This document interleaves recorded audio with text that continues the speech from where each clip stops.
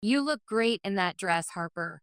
Harper didn't respond to those words, instead looking slightly confused. My sister-in-law Vanessa had, for some reason, handed over my daughter Lily's dress to her own daughter Harper. Unable to fully grasp the situation, I remained silent, my stomach tightening with unease. See, doesn't it look much more adorable on Harper? Vanessa said this with a mocking smile, then pressed the dress against Harper's shoulders while holding up her smartphone to snap another photo. If I were to respond here, it might lead to an argument, and my heart was already racing with anxiety. When I looked over at my husband Nathan, he stayed quiet, his face pale, eyes fixed on his phone screen. Wouldn't you agree that Harper looks cuter in that dress than Lily does? Or does Lily think she's cuter than Harper? Do you think you're somehow better than her, Nathan? Why are you saying it like that? I can confidently say Harper looks way cuter. Nathan's voice cracked slightly as he spoke. Am I thinking about this all wrong?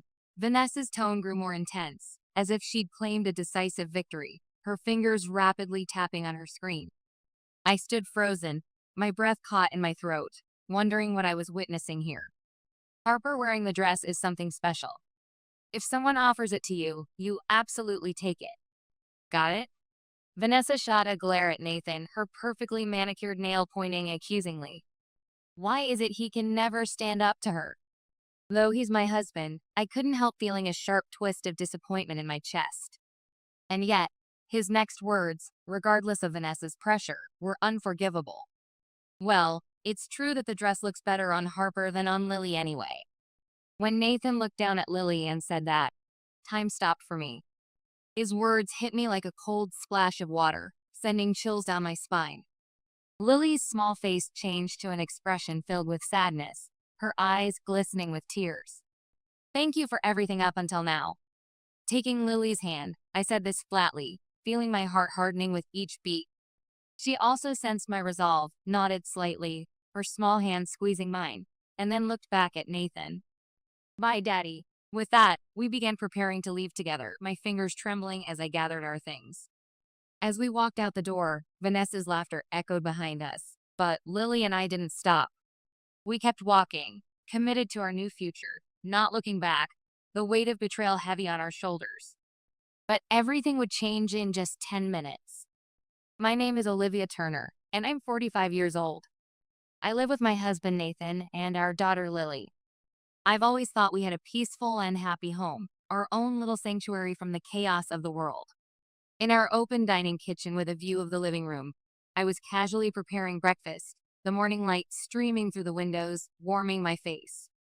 My kind husband Nathan was scrolling through news on his tablet, and our 8-year-old daughter Lily was getting ready for the day, her movements precise and purposeful.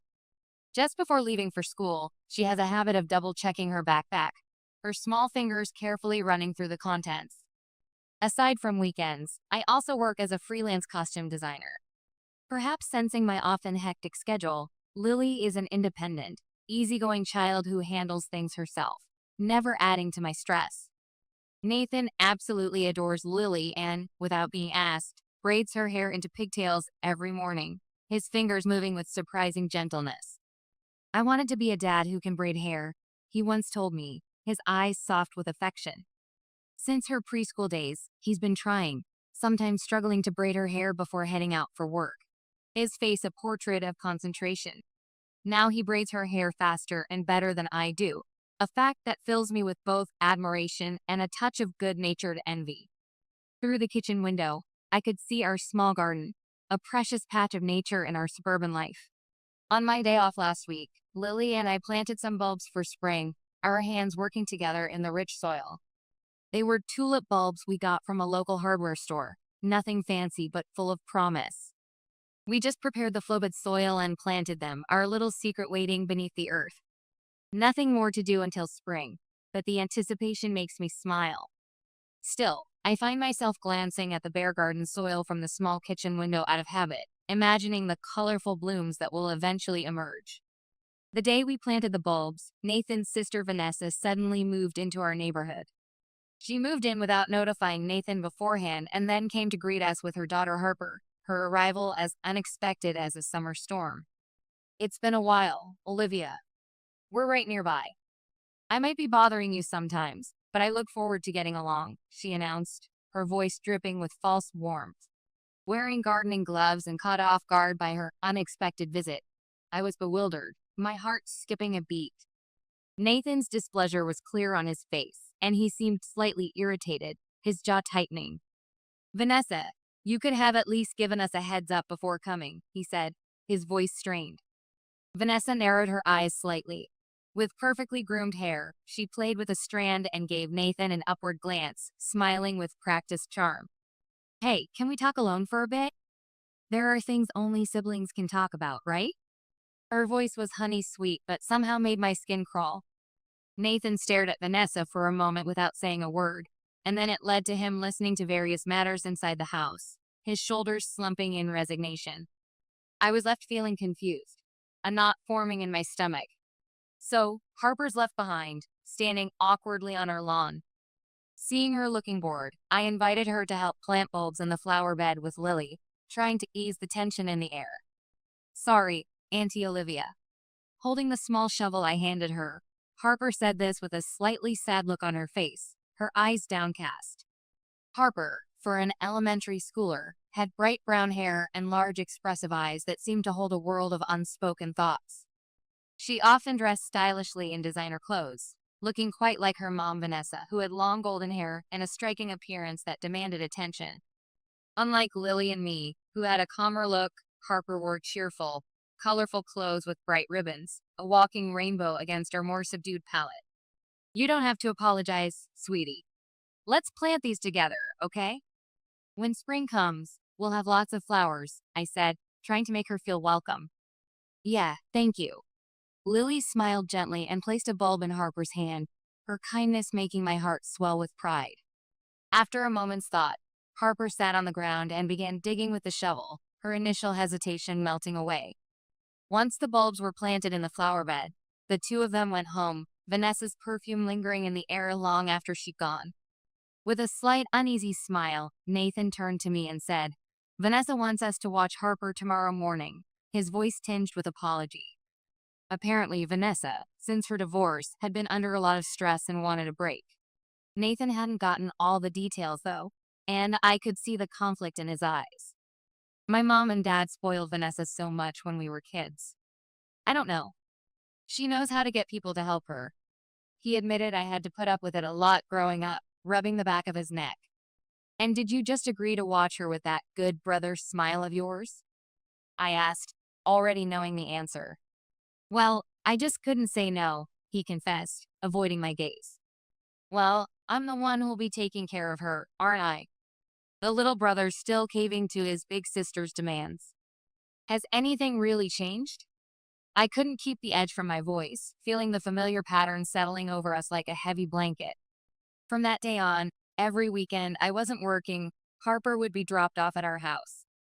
It was happening so often that I talked to Nathan about it, but he took Vanessa's side. Come on, it's tough for her, he said, his eyes fixed on his phone screen, deliberately avoiding my gaze. I felt a bit frustrated, my jaw clenching with the effort to stay calm, but I held back too. After all, both their parents had already passed, with Nathan and Vanessa as each other's only family. I told myself it was right for me to be patient, though my patience was wearing thin. So as Harper started visiting every weekend, I felt our daily routine gradually shifting, like sand slipping through my fingers.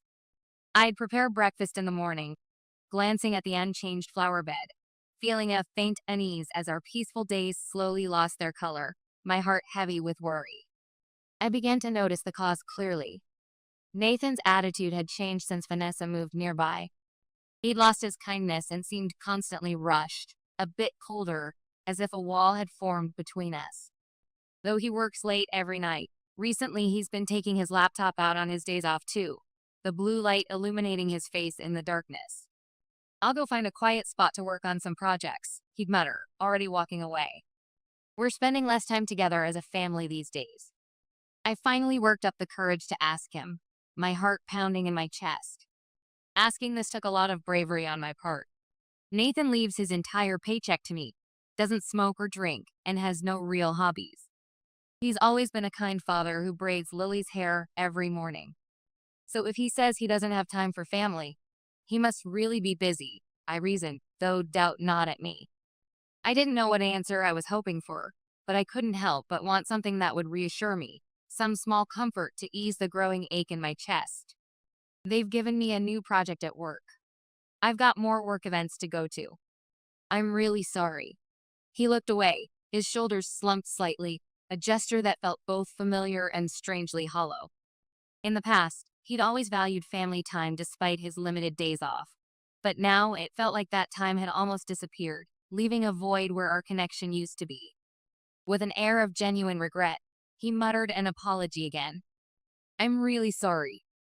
On weekends, it was as if Vanessa was filling in the gaps left in our family time, visiting more frequently with Harper wearing her little ribbons, her presence a constant reminder of our changing dynamics. If you're not going out, you got time, right? That was her attitude, sharp as a knife, and she continued to leave Harper with us more and more, her expectations hanging in the air. I had no choice but to accept Vanessa's whims, my frustration building like pressure in a sealed container. But even so, one comfort was seeing Lily and Harper playing happily together, their innocent joy a balm to my troubled spirit.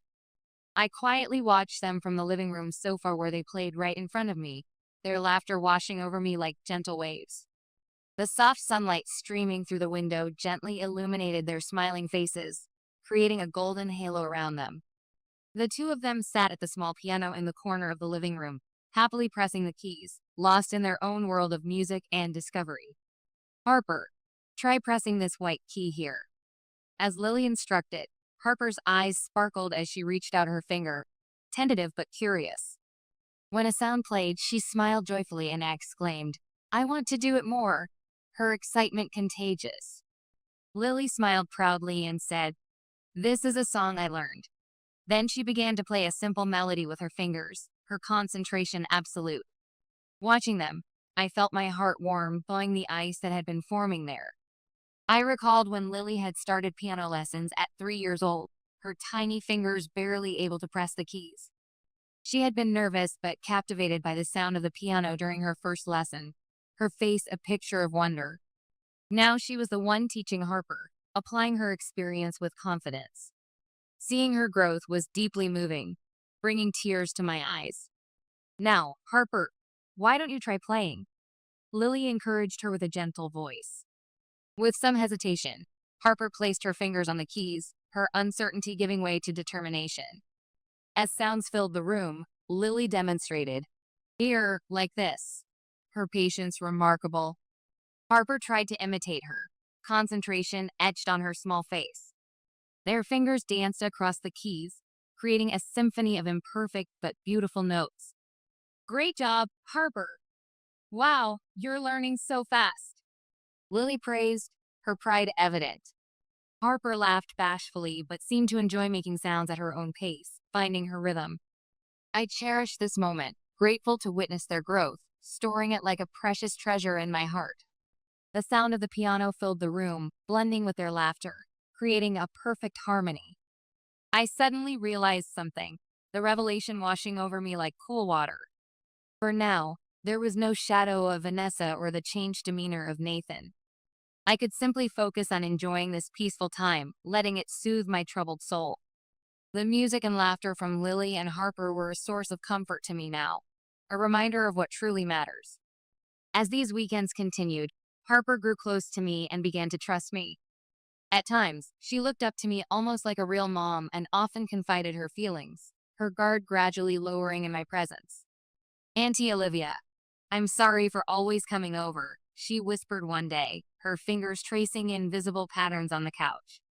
Not at all. Lily seems happy too, and watching you get better at the piano is my joy, I replied, my heart warming at her concern. There was no lie in those words. Harper had a natural talent for the piano, her fingers finding the keys with surprising intuition. With only a bit of guidance from Lily and me, her skills improved dramatically, blossoming with each practice. Today, Lily was away for several hours, practicing at her piano class. Harper, looking a bit lonely, sat in front of the piano, her hands resting on the keys, carefully pressing each key. It was as if she were trying to convey something with every sound, her emotions flowing through her fingertips.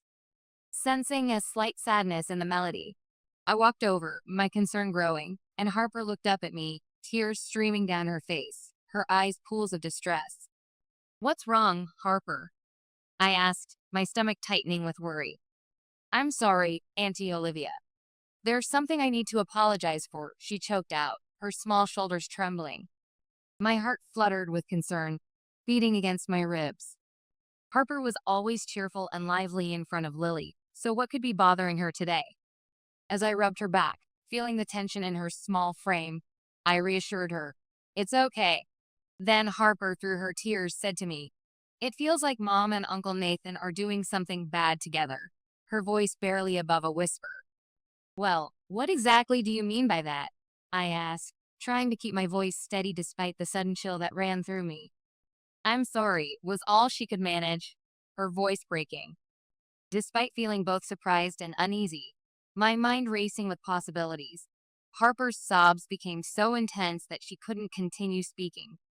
At that moment, I just kept rubbing her back gently, trying to provide comfort while my own thoughts tumbled chaotically.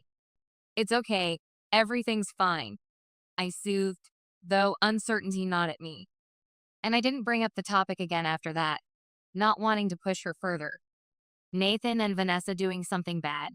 It didn't quite make sense to me, so I didn't dwell on it too much at the time, though the seed of doubt had been planted, taking root in my mind. My mind was filled with thoughts about Lily's upcoming piano recital. Last month, Lily's piano teacher had invited her to participate in a recital, her first one since she started piano lessons at 3. For the big day, we even went to a salon for the first time to get her ready, a special treat that brought a rare sparkle to her eyes. In a rare moment when Harper wasn't with us, the three of us went dress shopping. We got into the car, the air buzzing with excitement, drove to a large shopping mall, and browsed multiple stores. "Mom, Dad, come on, hurry." Lily, usually so calm, was a bit more excited than usual, pulling us along with surprising strength. She kept asking me in the car, "I wonder what kind of dresses they'll have," her anticipation palpable in the small space. "What color do you want, Lily?" I asked, enjoying her rare enthusiasm. "Light blue, like the sky." Without hesitation, Lily answered, her mind clearly made up long before. We browsed several stores, our footsteps echoing on the polished floors, searching for a light blue dress that would be perfect for her, examining fabrics and styles with careful attention. "Oh, this one. I want this one." Pointing at a dress that sparkled under the light, Lily's eyes shone brightly, her face transformed with joy. We asked a store assistant, and she took it to the fitting room to try it on, the curtain swishing closed behind them. When Lily came out, she looked a bit shy, with a face that tried to hide her overflowing smile, her happiness radiating from within. She looked absolutely adorable, the dress complimenting her in every way. Lily chose that light blue dress, and with a beaming smile, she told Nathan and me, "Thank you. I'll do my best at the recital," her gratitude warming my heart. Imagining her standing alone on stage in her chosen dress for her piano recital made my eyes misty, a lump forming in my throat. But there was no worry. Lily would be just fine.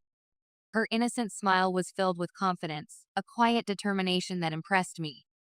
Back home, as I stood in the kitchen, I looked out the small window at the empty flower bed, my thoughts drifting. I sincerely hoped her piano recital would go well, my heart full of anticipation and maternal pride. Days before Lily's recital, our peace shattered in an instant. "Mom, help!" Lily's cry reached me in the backyard where I was hanging laundry. I dropped the damp towel and rushed inside to find Lily crying, Nathan standing by awkwardly, and Vanessa holding Lily's recital dress like a trophy. "What's wrong?" I asked, though the scene told me enough. "Dad gave my dress to Harper," Lily sobbed. "Nathan, what's happening?" I demanded. "I thought Harper should wear it too," he mumbled, avoiding my eyes. As I pressed for answers, Harper suddenly tugged at Vanessa's sleeve. "Mom, stop. Give Lily her dress back," she pleaded. "Why? Your uncle gave it to you, didn't he?" Vanessa turned to Nathan, who nodded weakly. I couldn't believe it. "We just bought this dress specially for Lily's recital." Harper broke away from her mother and rushed to my side. Mom told Uncle Nathan to take Lily's dress, she revealed desperately. Vanessa smiled calmly. I just wanted Harper to have it too. She patted Harper's head. This dress suits your pretty face so well. But it's my dress. Lily protested through tears. Doesn't it look prettier on Harper? Vanessa pressed, laughing mockingly. Your face is plain, Lily. This dress suits Harper better, she added cruelly. Fury rose within me. Vanessa, that's uncalled for. It's reality. Prettier girls deserve prettier dresses, don't they? She challenged. I looked at Nathan, silent and pale. Is Lily crying because she lost her dress? He asked weakly. No, Dad. I'm sad because my dress was taken from me, Lily clarified. Harper is cuter, Nathan. Don't you think so? Vanessa pushed. I don't even want the dress, Harper whispered. I just want to play with Lily. Harper, what are you saying? Vanessa scolded. When someone offers you something, you take it. Nathan, under his sister's influence, delivered the final blow. Harper does look better in the dress than Lily. Time stopped. His words hit like ice water, numbing me completely. Thank you for everything until now, I said flatly, taking Lily's hand. Lily nodded, understanding my decision. Goodbye, Dad, she said steadily. We prepared to leave, and though Vanessa's laughter followed us out the door, we didn't look back, our resolve strengthening with each step toward a new future. We'd barely walked 10 minutes when my phone rang from Nathan. It's your dad, I told Lily before answering. What the hell happened? I've been fired. Nathan's voice exploded with rage. I froze, processing his words. Fired? Why now? My boss just called. Did you do this, Olivia? My mind flashed to Harper's confession. Mom and Uncle Nathan are doing something bad. I'd hired a private investigator, unable to get answers directly from Nathan, who always sided with Vanessa. The investigator discovered Nathan's affair with a client's daughter and reported it to his company. You knew? He accused. I used my savings for a detective. You weren't working late. You were cheating, I said. Silence fell. I explained how after Harper's warning, I'd sought answers privately. When I learned of his affair, I contacted his lover's husband, who sent the report to Nathan's company. I've lost everything because of you. He shouted. This isn't my fault. You chose this path, I replied, anger and sadness mixing inside me. As we hurried to the station in the cold wind, Nathan whispered, It's all Vanessa's fault. How? You had the affair, not her. Just before Vanessa moved nearby, I helped her move and met her friend. We hit it off. So her flashy friend caught your eye? Cold fury rose in me. Vanessa told me you were having an affair, he claimed. Me? I work with mostly women and spend weekends at home. He confronted me. I was shaken and couldn't ask you directly. When I got invited for drinks, I thought, if you're cheating, why shouldn't I? So that's your excuse? I answered. Vanessa manipulated me, demanding money. I'm the victim here. The only victim is you in your mind, I said, standing up. Lily returned as the train approached. You prioritized your affair over your family, I told him. Please, one more chance. Doesn't Lily need me? Won't she miss my braiding her hair? The train arrived. Lily boarded first, then reached up and undid her braid. Mom, let's go, she said, extending her hand. Lily, your braid. I noticed it and told her. I always hated it. Waiting for him was annoying, she said. I knew she was being brave for me. I boarded the train and ended the call. Goodbye, Nathan. Walk the path you chose. Just like that, our life together ended. Nathan's face, voice, feelings, all gone. Lily took my hand as the breeze lifted her loose hair. Forcing a smile, I realized I needed to look forward not just for her, but for myself too. Later, I arranged to meet Vanessa, not out of sympathy for Nathan, but because I had always wanted to confront her directly, knowing she might be the mastermind behind it all. I knew I'd regret it if I didn't. Sitting on a park bench, I waited nervously. Soon Vanessa appeared, dressed in her usual flashy attire, exuding confidence as always. Why did you call me out here? Her voice was sharp, cutting through the air.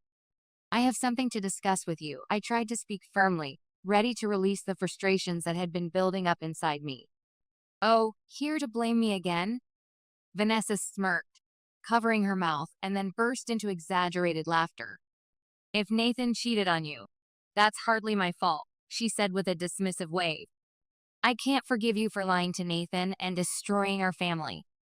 Are you blaming me just to cover your own shortcomings? Nathan's affair was the result of your neglect. Vanessa's words were intended to provoke me. I took a deep breath, trying to keep my composure. Hiring a private investigator to dig into his affair, you practically ruined your own life.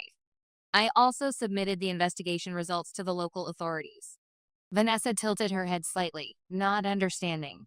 The sky was darkening, with rain imminent. Authorities? What are you talking about? Along with Nathan's investigation, I also had you investigated, Vanessa. Her eyes widened. I had hired the detective to investigate not only Nathan, but also Vanessa. After all, Harper had told me, Mom and Uncle Nathan are doing something bad. Vanessa's actions hadn't seemed suspicious.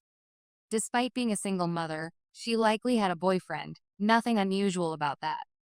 However, this boyfriend was visiting her place so often it was practically cohabitation. Did you know to qualify for single mother support, certain conditions need to be met? After receiving the detective's report, I submitted it to the appropriate authorities. She was practically living with a man who, though an ordinary worker, was likely financially supporting her. Additionally, she not only left Harper with me but also frequently left her alone at the apartment at night, indulging in her expensive lifestyle. Based on this information, they might conduct an investigation. If you've been receiving benefits under false pretenses, you might be asked to pay it all back. Vanessa's face turned pale. At that moment, I made a decision. I would no longer let this woman control my life. The heavy dark clouds above were on the verge of releasing rain. I don't want anything to do with you anymore. Don't ruin my life, I said firmly. I stood up, looking at Vanessa as she sat there stunned. The rain began to fall in droplets. I took a folding umbrella from my bag and handed it to her. Take it, or you'll catch a cold. I walked away, leaving Vanessa on the bench, staring blankly. My heart wasn't entirely at ease, but this was the end of my conflict with Vanessa. I resolved to take this first step toward reclaiming my own happiness. A few months passed, and as winter eased, I prepared for a fresh start. The divorce with Nathan proceeded quietly, his initial resistance fading. His plans to marry his affair partner fell through. After our divorce, Nathan lost everything: job, family, and girlfriend. Vanessa was found misusing child support on shopping sprees and dating multiple men. The authorities ordered her to repay all unlawfully received financial aid. My concern was Harper. Her father had taken custody after Vanessa was reported for neglect, leaving Harper alone while she went out. I'm happy here with you, Harper said cheerfully at our apartment entrance. Lily and I had moved near Harper's new home. The girls had always been close, and I wanted to preserve their bond despite the divorce. Lily resumed piano lessons, and Harper began learning too. They motivated each other, their friendship strengthening through music. I secured a full-time position as a costume designer at a theater company. I was working for both my family and my own dreams now. Hope grew inside me. Perhaps the girls would perform together wearing costumes I designed. From my new kitchen window, I watched spring arrive. I wondered if the tulips we planted at our old home had bloomed, but that chapter was closed. In the living room, I worked at my sewing machine on Lily's school play costume. Soft light filled the room as music caught my attention. Harper sat at our old piano in the corner. I can almost play this song now. Lily, listen for a minute before your turn, she said intently. Her fingers touched the keys, releasing awkward notes that soon formed a melody. Bach's Minuet, the piece Lily practiced. As the music flowed, peace washed over me. Our new beginning was imperfect but beautiful.